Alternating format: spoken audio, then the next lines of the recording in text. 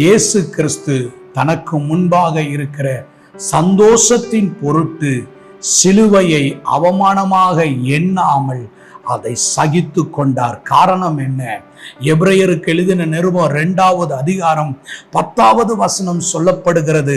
ஏனென்றால் தமக்காகவும் தம்மாலே சகலத்தையும் உண்டாக்கினவர் அநேகம் பிள்ளைகளை மகிமைகளை கொண்டு வந்து சேர்க்கையில் அவர்களுடைய இரட்சிப்பின் அதிபதியை உபத்திரவங்களினாலே பூரணப்படுத்துகிறது அவருக்கு ஏற்றதாயிருக்கிறது.